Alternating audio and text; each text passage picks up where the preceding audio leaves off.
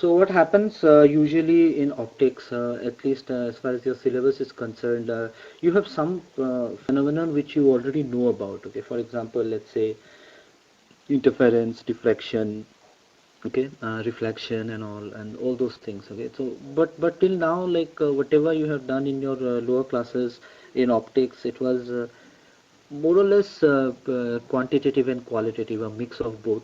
And these were simple things that you studied, like the Young's double slit experiment or definition. But now, whatever you are doing is also, for example, you were using a spectrometer and you did found the thing, and then also you use some interference experiment. So these things you have done. So this is more or less related to, and that is why it is included in PH 101, because this actually agrees with whatever experiment you are doing. So for that, actually optics was important. Okay, and then again we have got a lot of questions from here. So whatever we are going to study here basically will deal with around 30 to 40 marks, but we will be selecting there and we will have 10 marks. Okay, Lloyd's mirror is there. What these are the topics which basically I am going to discuss. So Lloyd's mirror right now we are not going to start. We are possibly going to start with Newton's ring. But before that, just to make sure that all of us are on the same page, I'm just going to discuss a bit of basics. Probably this would have been helpful if it was done before Viva, but anyway, we did not have time. And then we are also going to discuss a bit about Fresnel by prism. And then one of the most important questions in your Viva related with optics, what is the difference between Fresnel and Fraunhofer diffraction? Some of you might have faced this question also. We're going to look into it, okay? And then we have got single slit diffraction. So when we talk about Young's double slit experiment, we also have a single slit experiment. And then resolving power of an optical instrument. But before we really proceed, let me just tell you one thing which is important.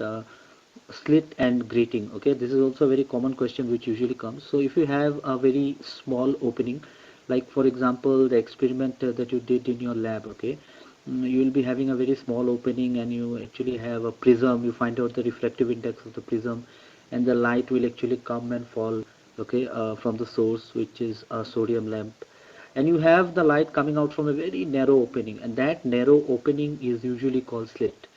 Now if you have a number of these openings placed parallel to each other, that is called grating. Okay, so you might ask that, okay, grating you have already done, but that is was a piece of glass. But the logic is the same. In usually in a single slit, what we have, it might be a might not be drawn on a glass, but you can also draw it on a glass. Okay, that's possible. But usually what happens is, if you have a single slit, this is something like this. And when we take a glass and actually we are placing it, okay, we're placing it something like this. The number of lines parallel, okay, should be parallel. No doubt my drawing is horrible on this, but anyway, we have the slits. Okay, so what we have is, now these is one slit, two slit, three slits, so they are placed parallel to each other. It is something like, if we have a number of cells placed parallel to each other, we call it battery. Okay, something like that.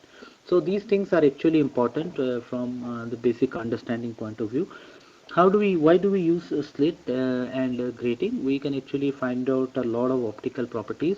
We can find out the wavelength, okay, and usually we rely on something which we call as diffraction.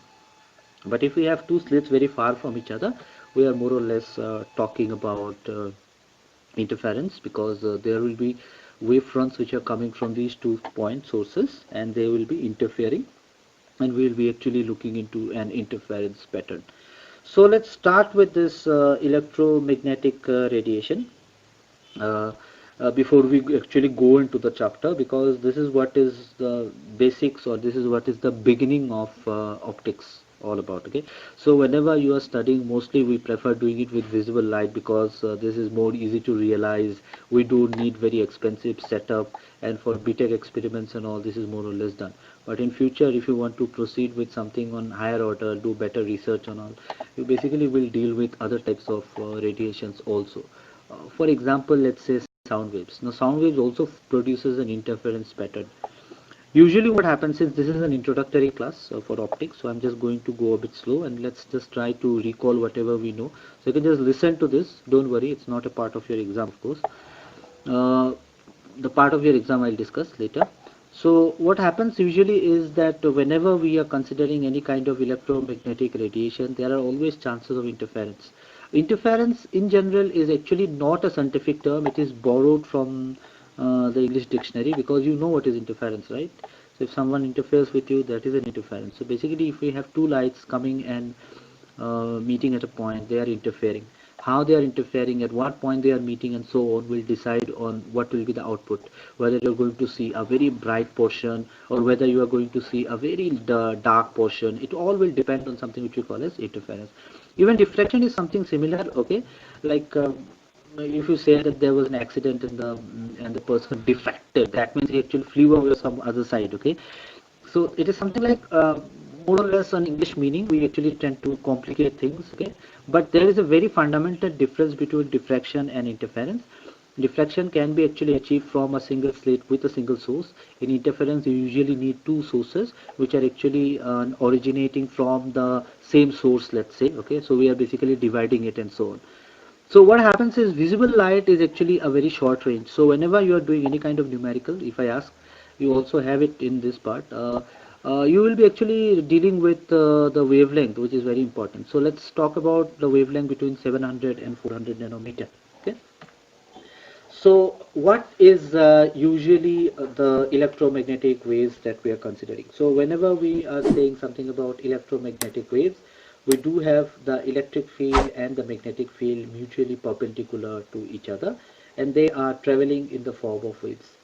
So waves, I hope all of you know that this is not the only form of wave we have. This is actually an example of a transverse wave. You can also have something which we call as the longitudinal wave, okay, and so on, and also matter waves. And if we actually represent any kind of wave, we usually have to represent in this kind of equation. So what we have usually is Ey is equal to E naught sine of kx minus omega t. And what is kx minus omega t is nothing but the phase. So these things are actually important, and this is the basics from where actually you should start with any optics. But anyway, we are not dealing with the basics directly. But down the line, if you're actually coming across a lot of relation, this is also an important relation. What is the relation between the electric field and the magnetic field? So E naught is equal to C into B naught. Okay. So when we talk about interference, the basics of optics, three phenomena that you should remember is interference, diffraction, and polarization. We're not going to discuss about diffraction and polarization much right now, because whatever phenomenon we are going to study in this particular unit related with your exam is mostly connected with interference. So whenever you consider something like Newton's ring, we are going to talk about interference. So what happens usually is in interference, we're just going to discuss that the path difference plays a very important role. So if we are having two different light sources, from what distance they are coming and at what point they are interacting is basically what we call as the path difference. So if you have a Young's double slit experiment, which I have in the next slide, okay, I'll show it to you. But please remember these, okay, these are actually important. The path difference, if it is n lambda, it is going to be a constructive interference. This is the simplest of cases. If you are considering a thin film, which is also there, but we probably won't discuss that in detail, the part difference is kind of different. So if you consider a destructive interference, the part difference is n plus half into lambda, which is a part of destructive interference. Okay. So if you consider any kind of sound, and if you're actually able to hear a louder sound, means it is amplified, that means there is a constructive interference that happens. But on the other hand, if you're using a microphone and it detects no sound, that means there is some kind of destructive interference. Just an example, using sound waves. So it's not only about light wave, it is also about sound waves. So these things you might have come across before also. So this is exactly what I wanted to say, that when we talk about interference, we basically have a single slit here, okay, and we need to have two light sources of the same phase difference, okay. So coherent sources in general we say. So we can actually use the same source, divide it and allow it to fall on another set of slits, so that the main source remains the same. So the light is more or less coherent, and when they come out of it and try to interfere or meet each other at different points, we are going to get the dark and the bright fringes. So this is what is important in case of interference.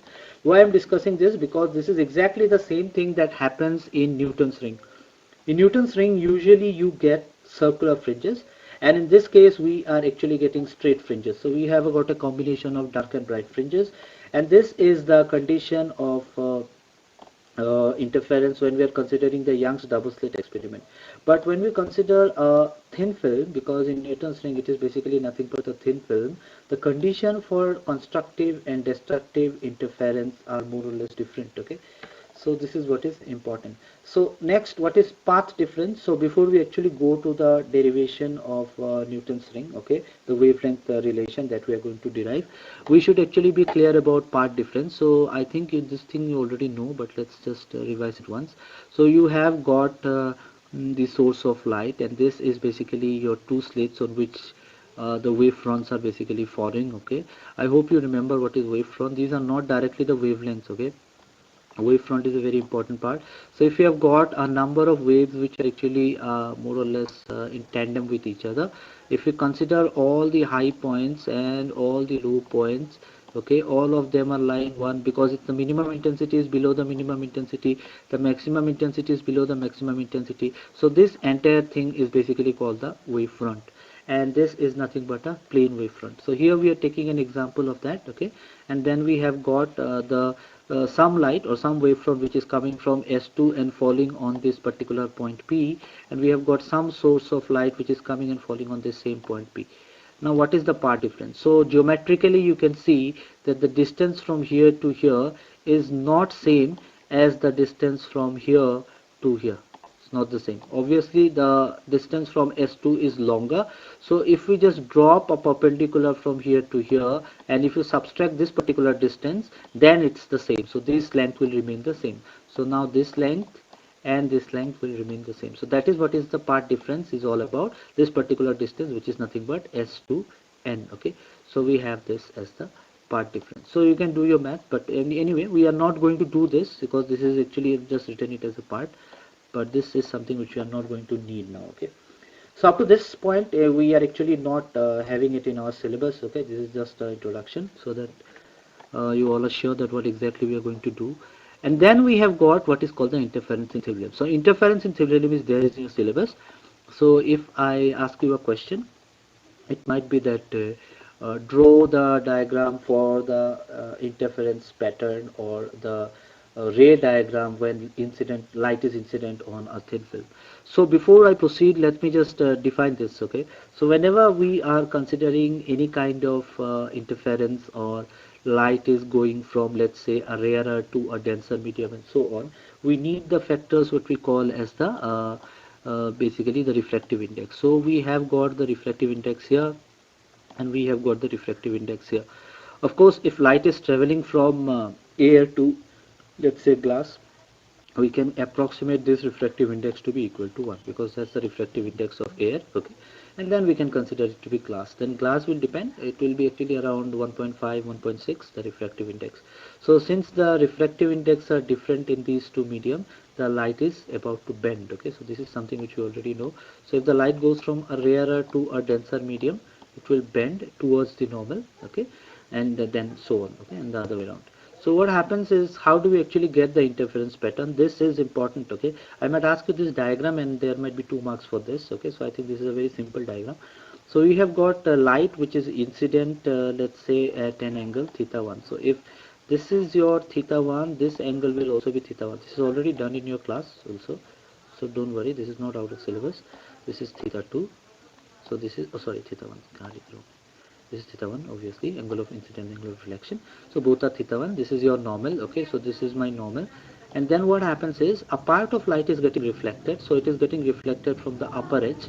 You know, this is not a mirror, this is a glass. So glass means whenever you are looking into a glass which is actually not coated with that silver lining at the back, it's not a mirror, you see a partial reflection of yours. So that means what happens to the other part? The other part is actually crossing. Okay, whatever ray is getting bounced from your body is getting crossing the glass plate. So that means that a part is reflected, a part is getting transmitted. So we have this here, we have got a part which is getting reflected and a part is getting transmitted. And then of course at the lower edge again it gets reflected. Does it mean that there is no transmission at the lower edge? That is wrong. There is also transmission at the lower edge. Okay, so we have got it from rarer medium to denser medium, bending towards the normal. It now goes from denser medium to rarer medium. It will again come out this in this direction. So this and this will more or less be parallel. Okay, but anyway, we are interested only in the upper part because we want to know what is the interference. So now what is happening is, from this part it is again getting reflected, okay, and then it comes out. So yeah, we can actually see that these two rays of lights are parallel. So you might argue that, okay, how are they going to meet so that there is interference? Well, there are a number of rays incident at different angles, so it will interfere with some ray or the other. So definitely there is interference. This is a case only for one ray. If you have got other rays which are incident at some other angle and so on, that ray, if we look into the output, that actually can go and interfere and form the interference pattern. Okay, so here the question might be just to draw the ray diagram when incident light is falling on a thin glass film. Okay, I might not ask you to explain anything. So if I don't ask, then obviously I have not written anything. So don't worry about it. Okay, so just remember this diagram. That should be enough, and I won't really explain this. Okay, and then when we consider Newton's ring, what kind of interference pattern we are getting, or if at all we are getting any interference pattern, will actually depend on something which we call as the thickness.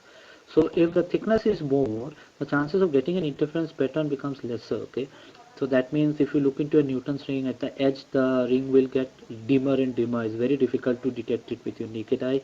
And if you consider a thin film, that is also the case. So obviously there is a reason why we call it as a thin film and not thick film, because interference for thick film, the theory is totally different. So when we actually go to something which we call as the Newton's ring, why we call it Newton ring? Because we are going to see an interference pattern will be circular in shape.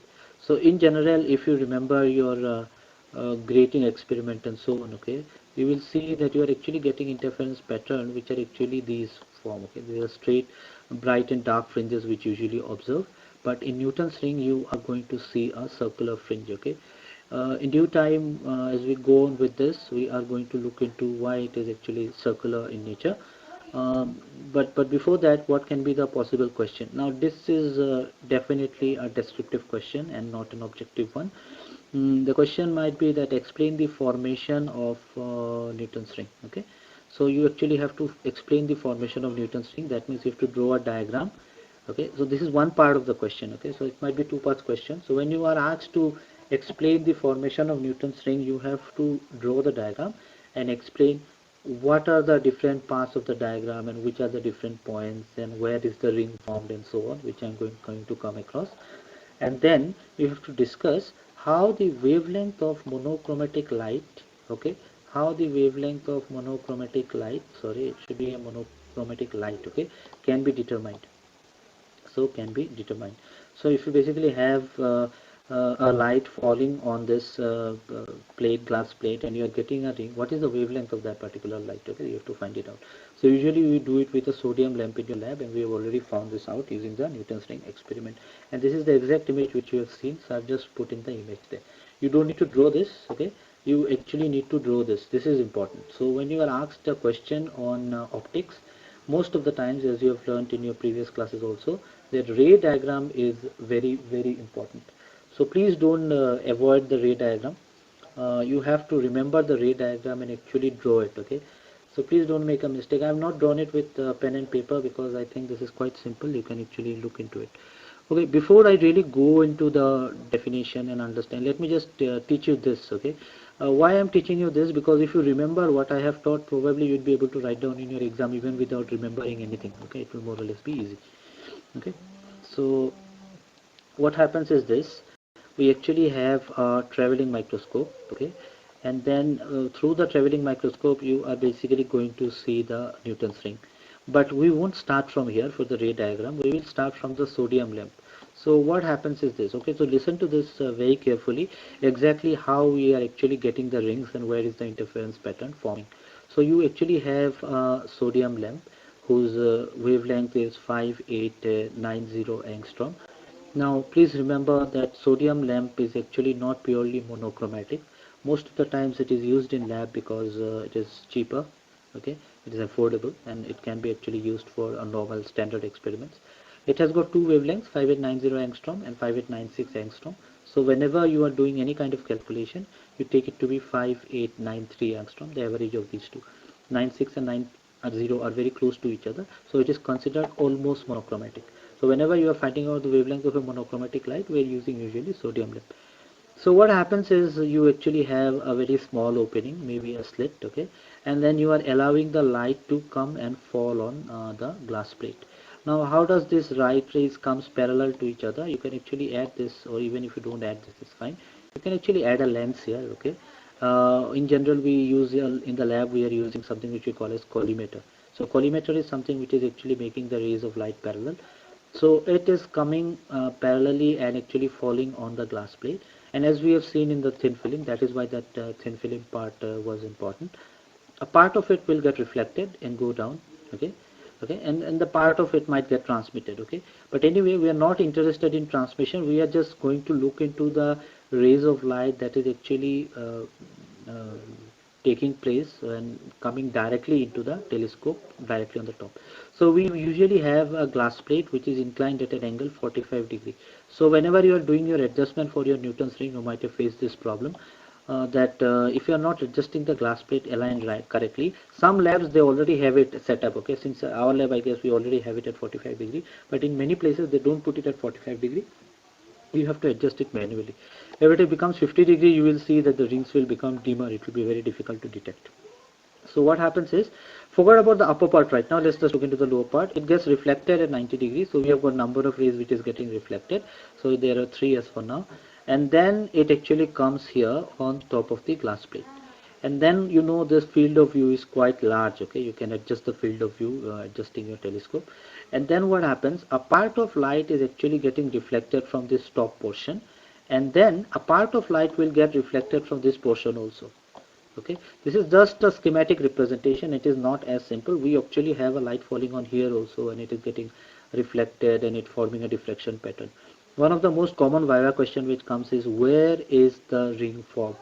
Well, the ring is formed in this air gap that you have. This is the air gap. This is the air gap. So it is basically formed in air. That means physically you cannot touch it, okay. You cannot touch that ring. If this air gap is disturbed, you actually get a disturbed ring. So that means this air gap has to be maintained, and that is why we actually have a very thin plano-convex lens. I'm going to come into the sentences, don't worry, I have it in the next slide. And then we have got a plain glass plate. So we have got a plano-convex lens and a plain glass plate. So how do you define it? We have sodium lamp, light is falling on it or falling from it on a glass plate at an angle 45 degree and reflected at an angle 90 degree. After it falls on top of a plano-convex lens, a part of it is reflected and a part of it is transmitted. The transmitted light, actually a part of it gets reflected from the plain glass plate, okay, and then it actually comes up, okay. So then these actually are interfering. So we have got one from top, one from the bottom, and they interfere and actually give rise to something which we call as ring. So if you look into it from a 3D perspective in a 3D diagram, you actually will see that this is actually nothing but a glass plate which is circular. It is forming an air film which is circular in shape. And hence, if we are having air film of equal thickness, at those points you are going to get Newton's ring which are circular in shape. So that is why Newton's ring are more or less circular in shape and so on. Okay. But anyway, we will go further and just look into this sentences that you might be able to frame, okay. Very simple, what I said exactly. When a plane convex lens, okay, so this convex lens should have a very large focal length. So what does it mean, a large focal length? So if it's uh, focal length is small, what happens, the curvature is very large, okay, there it will be more curved. But if it is larger focal length, this will be there. If you have too much of a curvature, the air gap is too much to actually have any kind of interference pattern. So that is why it is important, it should have a large focal length. So I don't know how much you concentrate on these important keywords, but I think at this point you should actually concentrate on these also. This is important, okay. You should know the keywords that you are basically going to use. So large focal length, okay, is placed on a plain glass plate. So you basically have got a plain glass plate, okay, no radius of curvature, that means focal length is infinite. And then we have got a thin air film is enclosed. So we actually have a thin air film enclosed in between. So you can use this sentence, I think, for writing in your exam. And then the thickness of is very less. The thickness is very less at the point of contact. So at the point of contact means this point, okay, this is almost zero, okay, this is almost zero. But as we go away from this point of contact, what happens is the thickness keeps on increasing, and then we have the maximum at the edge. So see, if the thickness is more, when you look through a prism and you are looking into a Newton ring, this becomes fainter and fainter. So if someone asks you to actually check the Newton's ring at the edges, okay, at the very edge, you will find it to be very faint, okay. So let's not concentrate on that, because we just need few rings for actually finding out the wavelength. And what happens is this thickness will, as I said, the gradually increase from the center outward, and we will actually having concentric fringes which are formed. So this is all about how Newton's ring. So what was my first question? Okay, let me just see. So the first question was explain the formation of Newton's ring. So in formation, if you draw this diagram, half of the mark is scored. So if there is 4 marks, 2 marks maybe for this diagram itself. Okay, and then you can just explain this. You can add some more whatever I said. Okay, you understand and just write it down. Don't worry about it. Okay. Okay, so next what we are going to do is we are going to find out the second part, okay, of the equation. I did this diagram in a hurry, and as you can see I'm not a very good artist. So this is not there, okay, this is not there, please don't consider this. This is basically going to be a circle, okay. So okay, let me just draw an outline here. Okay, anyway, so before I actually proceed with derivation, let me just explain this figure. Okay, this figure is actually important. So what we have is the same thing. We have the plano convex lens of focal length, okay, and then we have got the plane glass plate. So what happens is this is your center of curvature. I hope all of you know, and as you go from here to here, you are going to get the radius of curvature. So this r is equal to radius of curvature, okay, and the thickness at any particular point, okay, let's consider the outer edge. This thickness is t. This is something which we are going to use again and again, so let's remember this. This is t, and then there are points p and q and so on. And if you actually measure from this particular point and draw a straight line, this is represented as r to the base n, okay, and then this length from here to here, this is nothing but r, okay. And if you consider only this part, okay, we are going to look into this later, okay, we're going to look into this later, okay. Anyway, let's just look into this first. So what is r? R is the radius of curvature of the lens, okay, and then t is nothing but the film thickness at a distance OQ is equal to Rn. So OQ is actually nothing but the point at which I am measuring the thickness, and this let's represent it just by Rn from the point of contact O. Okay, so since we are actually short of time, I have not derived this, okay, but this is actually a part of derivation where we find out what is the condition of bright fringes in case of thin film, okay. But this actually is an entire class altogether. It will basically take 6 marks or 7 marks question, okay. So I have not derived it. Let's see at the end of the time, if we have time we will do it, otherwise we'll exclude it from the syllabus, okay. So we'll just remember this. So here I'm sorry, but you have to remember this, okay. This is important. For bright ring, what is the condition? The condition is 2 mu t cos of r is equal to 2n plus 1 lambda, okay. Okay, so what happens here is that what is mu is nothing but your refractive index. It is important, okay, and if you consider this refractive index, this will become 1, okay, and this r is nothing but the angle of reflection, which might be very small, okay, which will be very small, because if you are considering this Newton's ring, this is an expanded image, okay, this might not be the case always. This is very small r, because you are actually having a reflection from a point almost below the glass plate. So what is this? This is small, and this is equal to 2n plus 1 lambda by 2, which is the condition for bright rings. And then n can be 0, 1, 2, 3 and so on. So if you are considering the central fringe, basically n will be nothing but 0. So what happens is, what are the terms here? What is mu is nothing but the refractive index, okay. Mu is the refractive index. Please write this one or twice and practice it. And r is the angle of reflection. Now if this r is small, that means the angle of reflection is small. This cos r is equal to 1, because cos r means r will almost be 0. So if r becomes very close to 0, this value becomes very close to 1. So this is approximation, okay. We can keep it, but let's say keep it simple. And for air, the refractive index is equal to 1, okay. So if we replace it in the previous relation, we have got 2 mu t cos r. So our cos r becomes 1, mu becomes 1. So this is 2t is equal to 2n plus 1 lambda divided by 2. So this was the condition for the bright ring. And for the dark ring, the condition for thin, in case of thin film, is derived to be 2t is equal to n lambda, and n is again 0, 1, 2, 3 and so on, okay. So for the first dark ring, n can be put as 0. So then Okay, I have to write this down, I guess. It became a bit blurred anyway. So then let's consider this triangle CEP. Let me just go back and tell you what is CEP.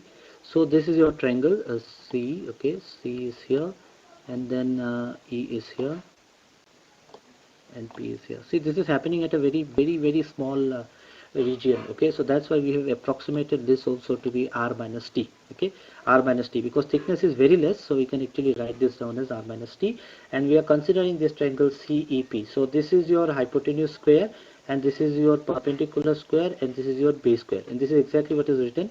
We have got PC square is equal to CE square plus EP square. Okay, and then we have got r square is equal to r minus t whole square plus rn square. Okay, so let's just do the maths here. So we have got r square, we can expand this, and then this is there, this is there, and this is there, and then this is also r square, this is also r square, so these two will more or less get cancelled out. So we have got this and this as cancelled out. We can take this rn on one side. Okay, so we can actually have this rn on one side. Okay, so probably I should write it down here clearly. Okay, and then we can actually have this, I think, simple. Okay, so this is plus. Okay, this is plus. Okay, a lot of mistakes. Okay, anyway, just look into this. I think this got scanned properly. This is r n square, so we can keep rn on one side, and we can take this 2t on the other side, so this will become plus, and this t is minus, so this is a minus sign there. So I think, yeah, this is correct now. Yeah, so this is 2 times r of t. Okay, r of t. So we have this. So 2 times r of t minus this. Now if this r is very greater than t, right? Why? Because r is the radius of curvature, and we know that the focal length is large. So obviously the radius of curvature is also large. So the radius of curvature is very large compared to the thickness of the film. So what does it imply? It implies that this term which is there 2RT will also be very great compared to t square. So this value would be very high compared to t square. So you can just ignore t. Okay, physics we do a lot of neglecting. Okay, so that's why Rn square is equal to t times, okay, into 2Rn. So we have got t times 2R. So t times 2R. So what we have ignored? We have ignored this. We have ignored t square, so we don't need t square anymore. And then we have just taken this. So from this we can actually find out what is the thickness in terms of radius of curvature. Thickness is Rn square divided by 2R.